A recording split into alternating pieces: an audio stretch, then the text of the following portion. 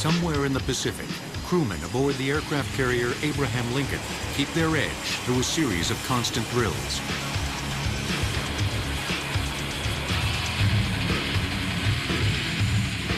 During combat, each of these planes will carry tons of deadly explosives.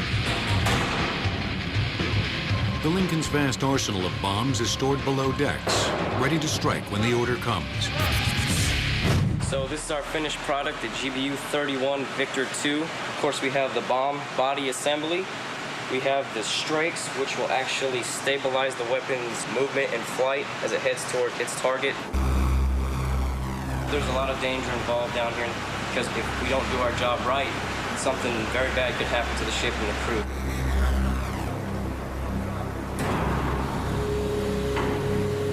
The ordnance crew has no more demanding and dangerous duty than transporting the world's most advanced bombs to the flight deck.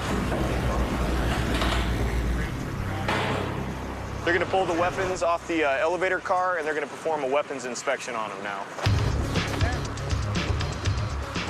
These weapons are inspected through every step of the process, from the magazines to the hangar bay, and again on the flight deck. He's going to check all the electrical connectors and pins to ensure that we're going to have a positive electrical connection. This is a satellite-guided weapon, so he's checking the antenna now. Okay, we're moving the weapons to the bomb farm now. It's a two-person rule for safety whenever you're moving a skid of weapons. This weapon weighs about 1,000 pounds.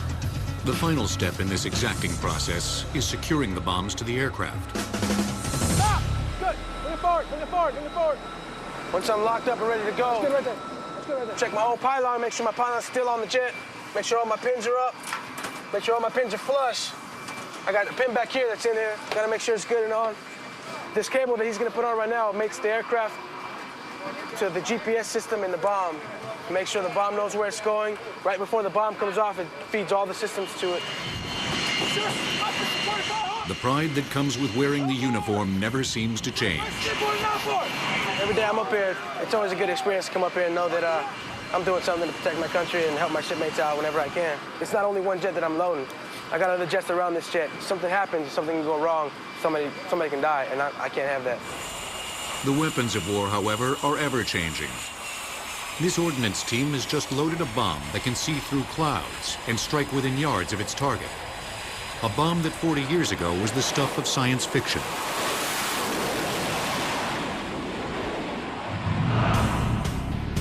Until the 1960s, all aerial bombs were gravity-driven. They simply hit wherever gravity and wind currents carried them.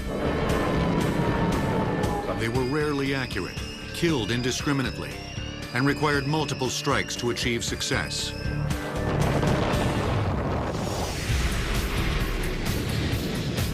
But the modern battlefield is dominated by smaller, more accurate, smart bombs, designed to surgically eliminate military targets.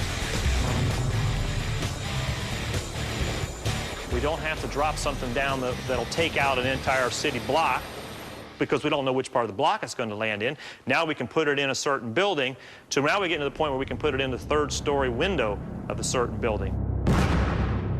The Iraq Wars of 1991 and 2003 demonstrated how bombs have evolved into precise, sophisticated weapons. During Operation Desert Storm, the U.S. used 7,400 tons of guided munitions. In Operation Iraqi Freedom, more than 10,000 tons.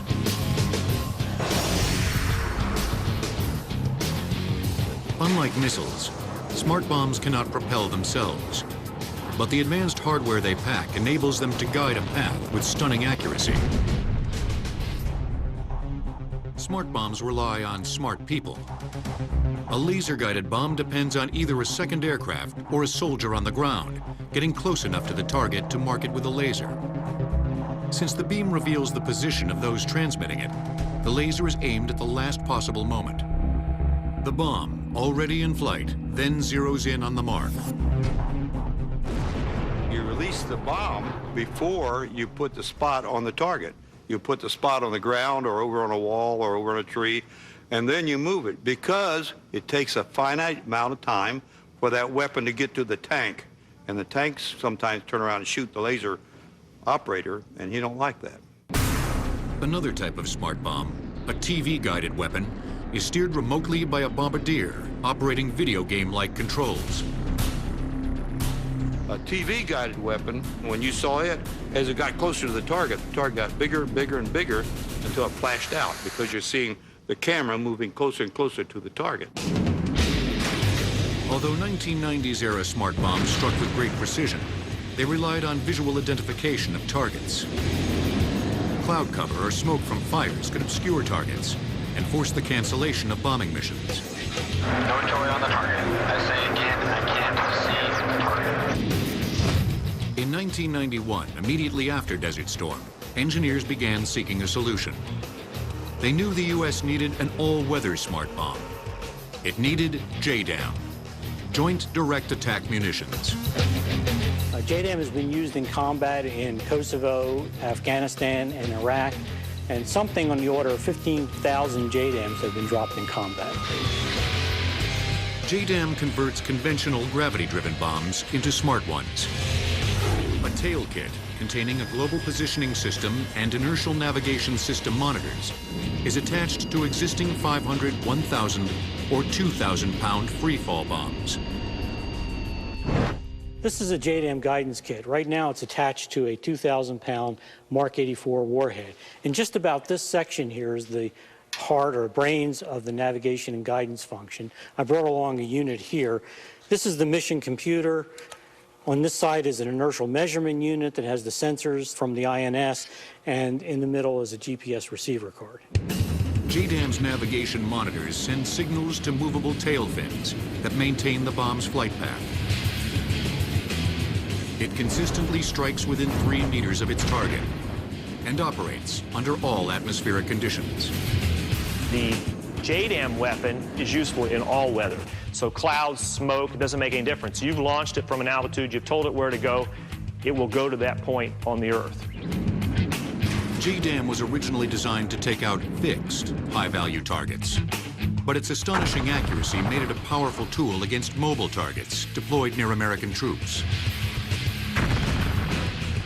In Afghanistan, some new things happened. Special Forces troops were put on the ground. They were provided with equipment that would allow them to actually get coordinates of targets, and they were able to call in JDAMs on targets that they were actually seeing there that were stationary but maybe had moved very recently. This is a close air support role rather than what was originally thought of as a high-value target attack mode. In years to come, JDAM will be supplemented by an even smaller and smarter bomb. Small diameter bomb is the next step in the evolution of miniaturizing weapons. Small diameter bomb is a 250-pound weapon, but with about 35 pounds of explosives in it. It has diamondback wing that gives it an ability to fly. This is a small diameter bomb, mock-up. It's about 6 feet long, about 250 pounds. This is the configuration that it would be in when it's stowed on the aircraft, so that it's sleek and aerodynamic. The wings are folded in, the tails are folded in. Once it's launched and dropped off the airplane, the wings will extend, open up like this. The tails will be popping out also. From there on, it will glide itself for 40 or 40-plus miles until it impacts the target.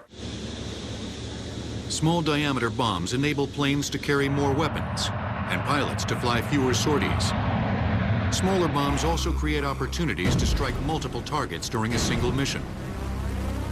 Now we'll take up a B-1 with 96 small diameter bombs in it and hit 96 different targets and hit them precisely and with very, very minimal collateral damage. Another type of bomb, known as the sensor-fused weapon, or SFW, unleashes many warheads towards multiple targets. Once the SFW is released from the aircraft, gas bags that resemble car airbags inflate and push out 10 separate submunitions. Parachutes then deploy from each submunition, slowing their fall and bringing them into a vertical descent over the target area.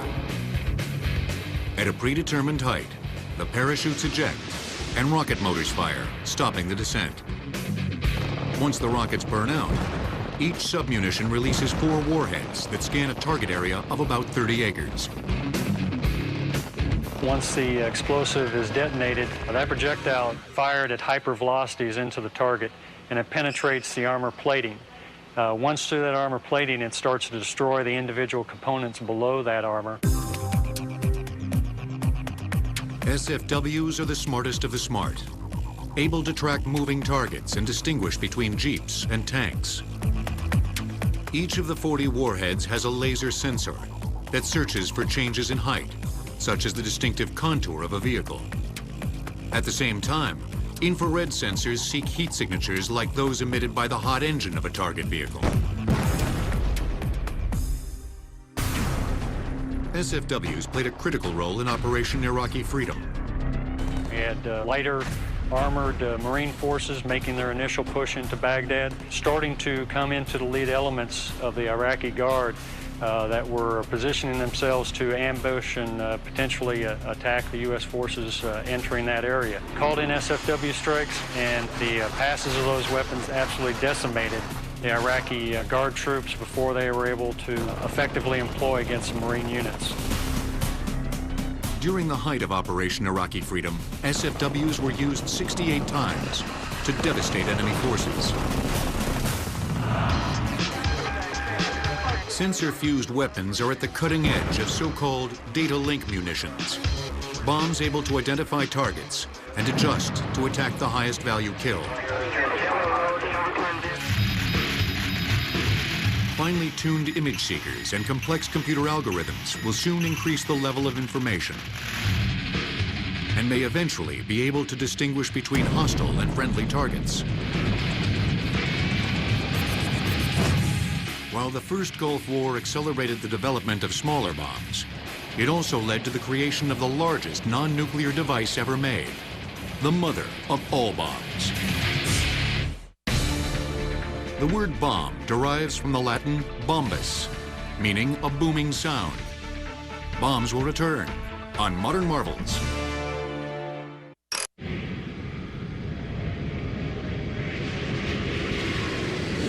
March 11th, 2003, marked a milestone in military history.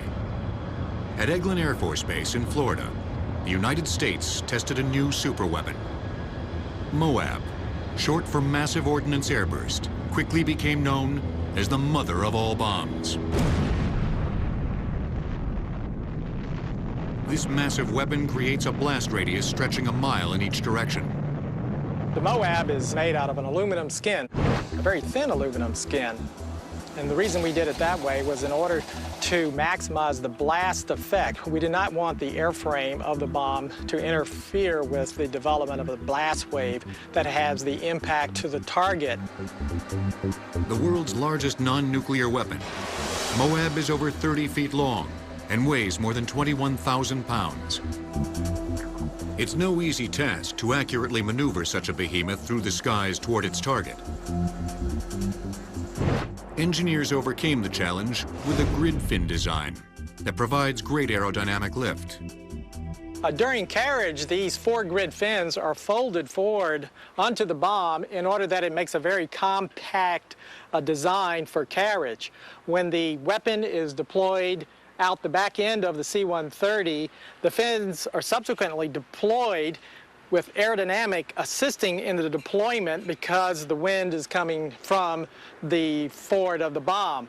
Once it's in its flight configuration, as it is shown here, it is then able to control the bomb and fly it to its designated target. Although MOAB was fast-tracked for Operation Iraqi Freedom, the lack of enemy resistance kept it grounded. But its successful test run served chilling notice of a powerful new force. The largest guided bomb in the history of the world, with the tremendous impact and detonation of this explosive, really just shook the area. And the shockwave could be heard for miles and miles. The deadly potential of bombs such as MOAB is the result of hundreds of years of evolving technology.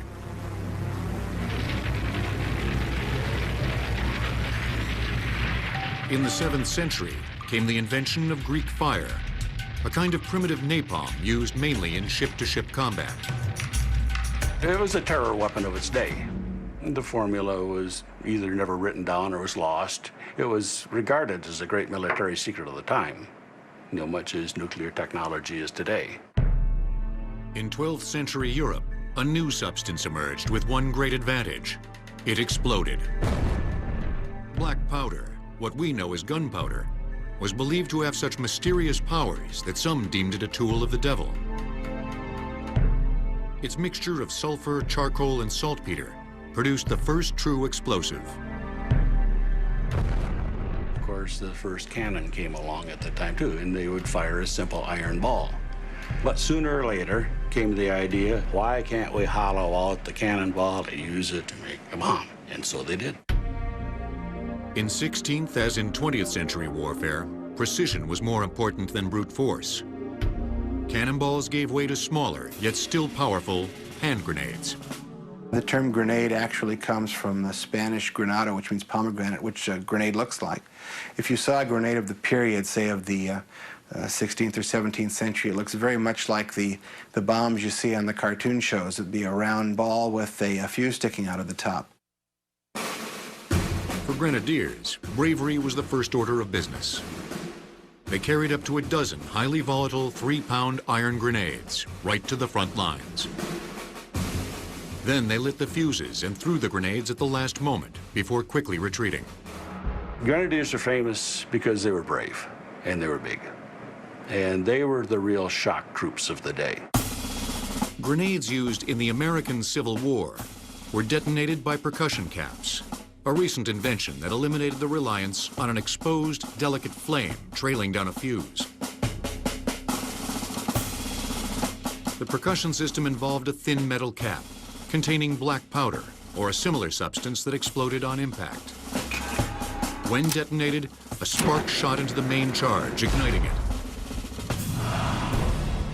In 1846, the Italian chemist Ascanio Sobrero invented nitroglycerin, a highly volatile mixture of sulfuric and nitric acids and glycerin.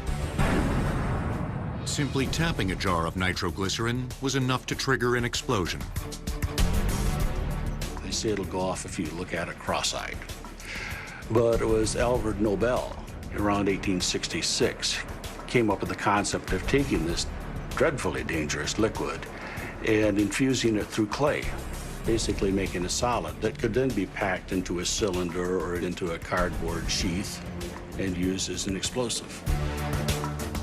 By stabilizing the nitroglycerin, Nobel had created a far more controllable substance, dynamite. He then modified the percussion cap so that only an electrical charge would ignite it. You can take a stick of dynamite and you could whack it on the table or drive a nail into it or anything of that nature, and chances are it would not go off. TNT is very similar to dynamite, but it's also malleable, enabling it to be molded into bombs of any shape. TNT was developed at the dawn of the 20th century, just in time for it to be used in the bloodiest conflict yet seen in human history. In 1242, the English scientist Roger Bacon wrote the first known recipe for gunpowder. He was so frightened by the danger of this mixture that he disguised the recipe in a nearly indecipherable anagram. Bombs will return on Modern Marvels.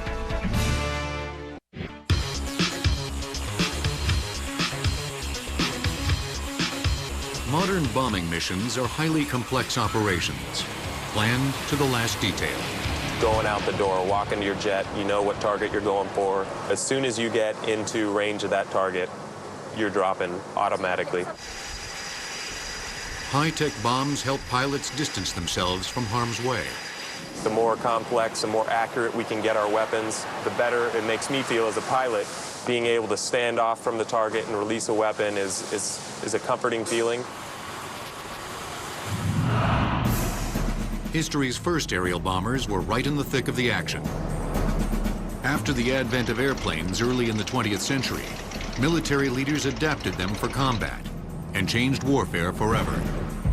There weren't any bomb sights or bomb racks, but you could take an artillery shell and have fins fabricated for it and drop it over the side just by hand using an eyeball to estimate it and maybe hurt somebody by chance. And so each side did that. Aviation technology progressed rapidly. By 1918, single-engine biplanes had been replaced by multi-engine aircraft, capable of carrying 1,000 pounds of bombs. As airplanes get larger and have more powerful engines, can lift more payload, they can carry bigger bombs. We see the concept of an air-powered doctrine being developed of masses of airplanes, of fighters escorting bombers, of reconnaissance or spy aircraft. So much of what we see over the next 60 years in aviation had its birth in World War I.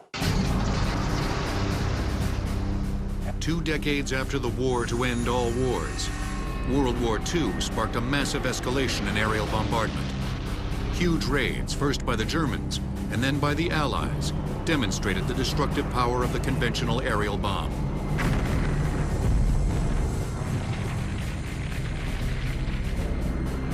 The most devastating raids used incendiaries, bombs filled with gasoline that burst into flames on impact.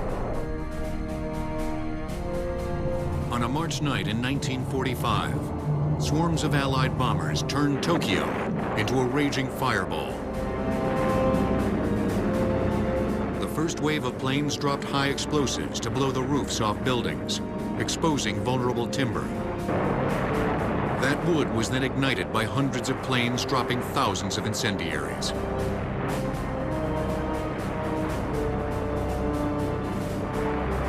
Temperatures soared above 2,700 degrees Fahrenheit.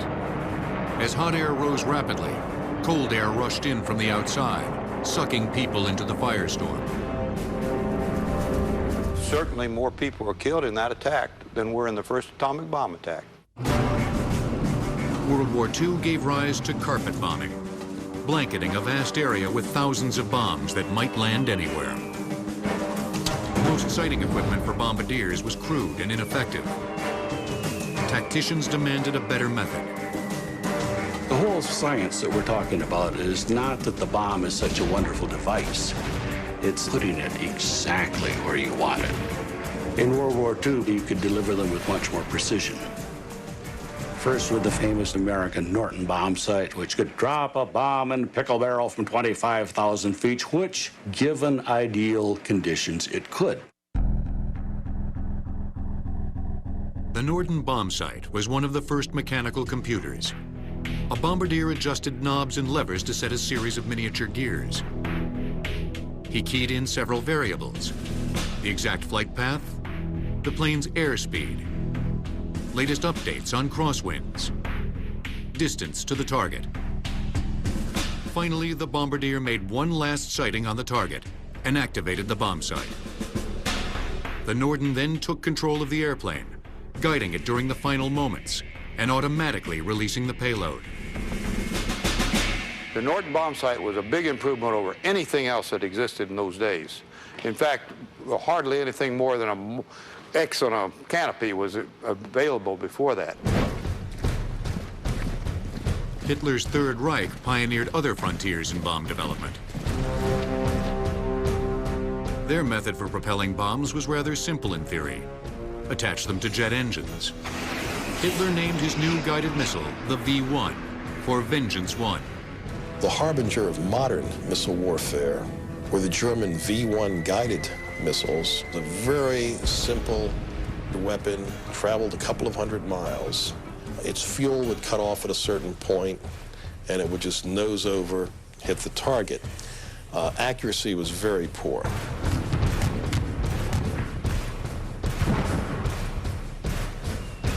The V-1 program, however, was just part of Germany's plan for ultimate victory. In 1938, German scientists fueled Hitler's dream of world conquest when they discovered nuclear fission. Very quickly, that information spread throughout the scientific community. The moment that information spread, it was immediately realized that this discovery could be used to make a great source of energy or a bomb. By 1942, the threat of Germany producing a nuclear weapon compelled American leaders to take bold action. The race was on to create the world's first atomic bomb. In addition to Hitler's V-1 jet-propelled bomb, Germany produced the more powerful V-2 model. It was the world's first ballistic missile and had a range of up to 250 miles. Bombs will return on Modern Marvels. Today, the awesome destructive power of nuclear weapons is a basic fact of life. The knowledge needed to create atomic bombs is widely accessible. Only the scarcity of nuclear materials limits their proliferation. In the 1930s, only a handful of scientists envisioned the possibilities of nuclear weapons. Nuclear fission requires an extremely dense material, such as uranium or plutonium, which becomes the core of the bomb.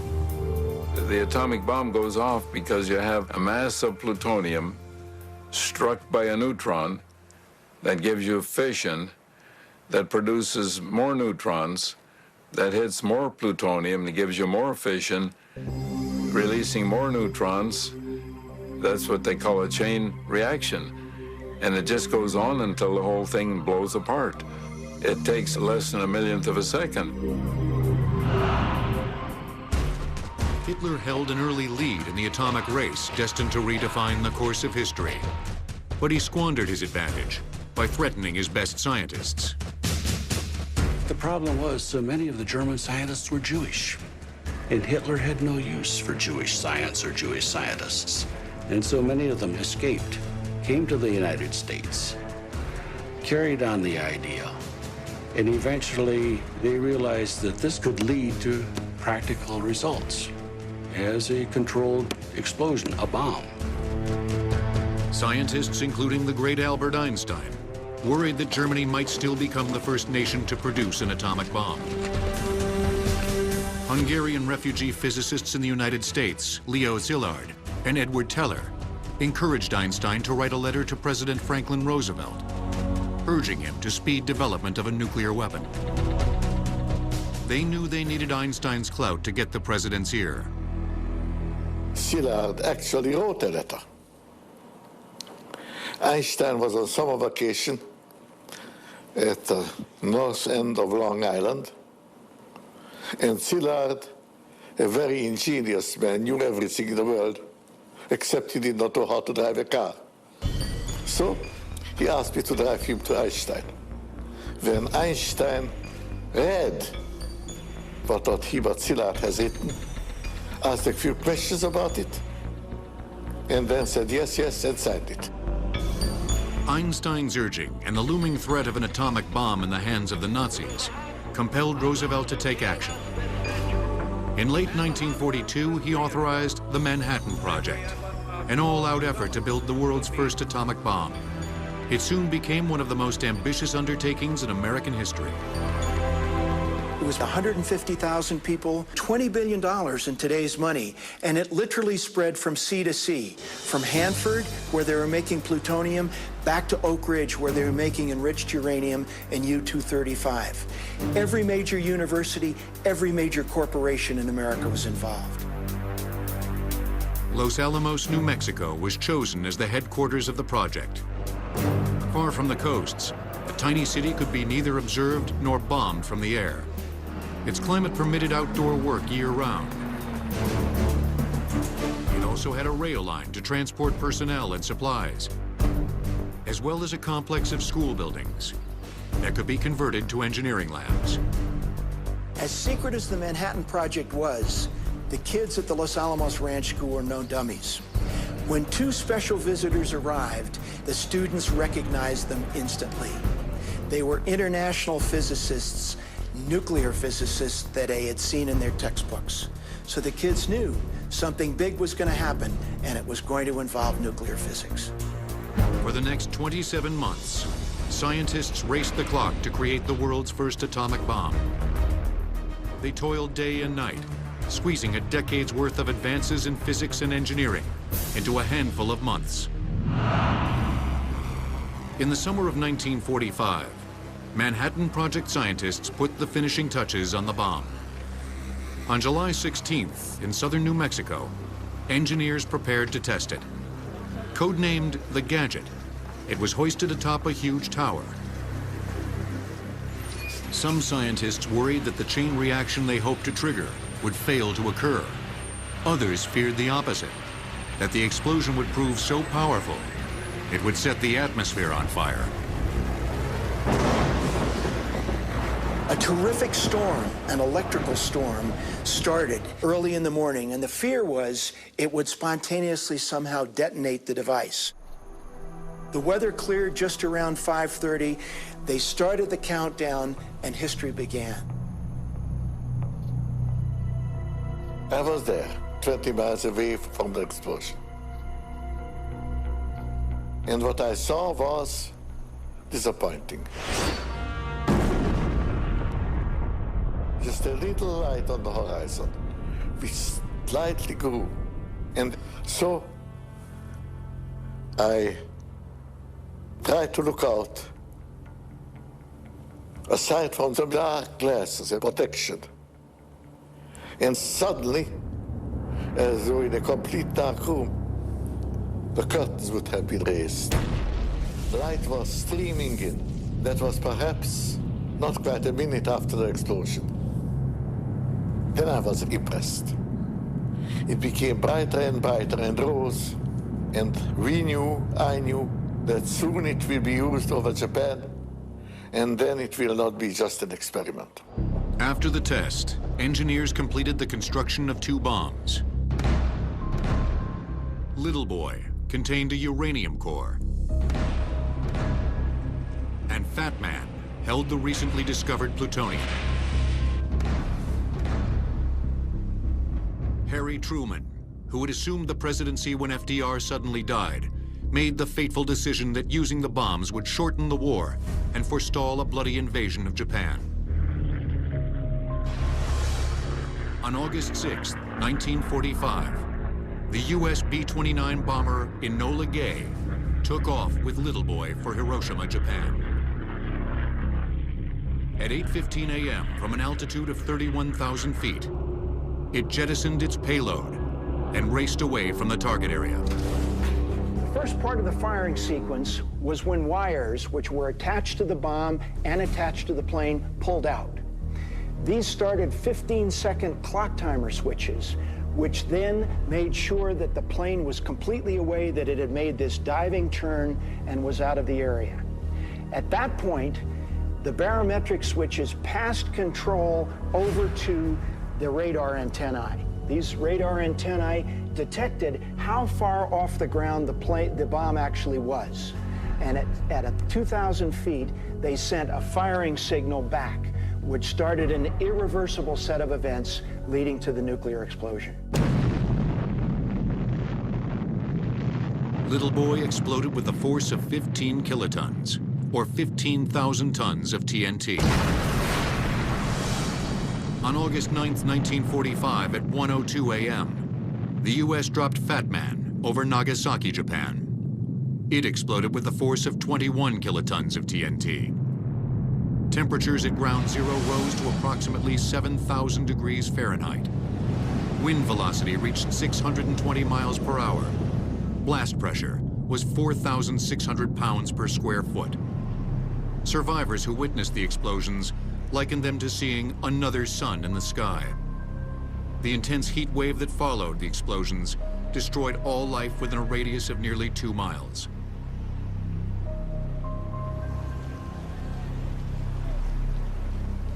Little Boy and Fat Man killed an estimated 200,000 people. As horrible as it is to say, it was a blessing because the Japanese people were able to surrender then. Their military did not permit them to surrender, wouldn't countenance it, until finally, after the second bomb was dropped, the emperor insisted upon it. 4 years after Hiroshima, in August 1949, the Soviet Union shocked the West by detonating its first atomic weapon. By the end of that year, there were rumors that the Russians were close to producing a fusion or hydrogen bomb. said to be 1,000 times more powerful than the atomic bomb. Fusion is the opposite of fission, whereas fission is splitting apart, splitting a very heavy uranium or plutonium nucleus. With fusion, you're going to the other end of the periodic table of elements, to the very lightest ones, and you are fusing them or squeezing them together, squeezing the nuclei together to make a new compound or a new element. The superheated material expands violently to cool itself, generating the enormous shockwave of a hydrogen blast. In January 1950, President Truman ordered the United States to investigate the possibility of producing hydrogen bombs. Physicist Edward Teller was placed in charge of the program. I worked on it probably longer than anybody else. Certainly earlier than anybody else, knowing what we did. The question arose, shall we now go ahead? Among the people who had enough access in Washington and enough reputation to be listened to, I was the only one who said it can be done and it should be done. Within 3 years, both the US and Russia developed hydrogen bombs. Soon afterwards, both countries adopted the military strategy called MAD, for Mutual Assured Destruction. Each side recognized that any full-scale use of nuclear weapons would decimate both nations.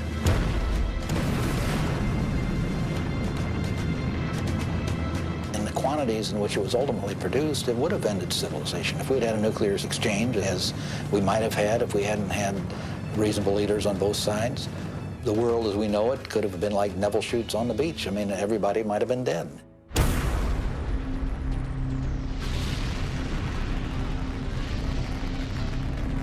During the Cold War, the overwhelming destructive firepower possessed by the superpowers actually helped avert a nuclear nightmare. But today, new terrors and new tactics have given rise to grave new threats.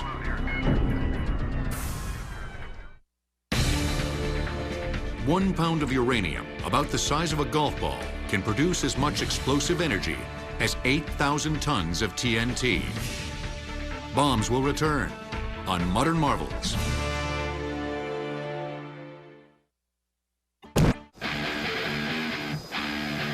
In the 21st century, Los Alamos, birthplace of the atomic bomb, continues to lead the way in American nuclear research. It's home to a facility called DART, that's short for Dual Axis Radiographic Hydrodynamic Test Facility. We want to understand how our weapons are going to work and if they're going to work reliably. Are they aging? Will they work if we ever need them? Are they safe as they currently are? DART is one way that we can run very controlled experiments with non-nuclear materials and understand the data. Much of the U.S. nuclear stockpile dates from the 1960s and 70s and has long exceeded its design shelf life of 15 to 20 years. Will these aging warheads still detonate? Will they remain safe and secure in the event of an accident? Answering these questions becomes ever more difficult because the U.S. no longer tests actual warheads. International treaties enacted in 1962 and again in 1992 first moved nuclear tests underground and then banned them entirely. It's much like trying to maintain a fighter aircraft without ever being able to turn it on or fly it. You have to examine all the components of that piece of equipment, study them very carefully, put them back together again, and then certify that if you need to fly that aircraft, it'll work. And that's what we have to do with nuclear weapons. DART tests the viability of America's nuclear weapons by simulating the effects of a nuclear blast under controlled laboratory conditions. CDU's charge count begins at 5. 5, 4, 3, 2, 1, fire.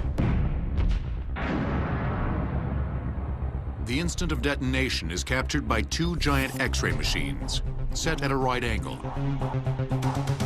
They fire extraordinarily brief and intense flashes of radiation to create a 3D image. The actual X-ray images are classified. These computer simulations depict the type of activity seen during the explosions. The reason we have to use X-rays to penetrate these experiments is because they're very dense material, and the explosion is occurring very quickly. You could never film what's occurring inside the experiment with traditional cameras. You must penetrate it with X-rays to look through it. This is the electron beam accelerator. That's the heart of the first start X-ray source.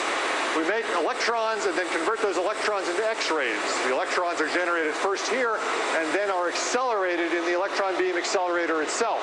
Think of the electron beam accelerator like a marble rolling down a staircase. Every time the marble reaches the stair, it gains energy as it falls down. Well, our marbles are electrons, and each time it reaches an area of the accelerator shown by one of these cans, it gains energy.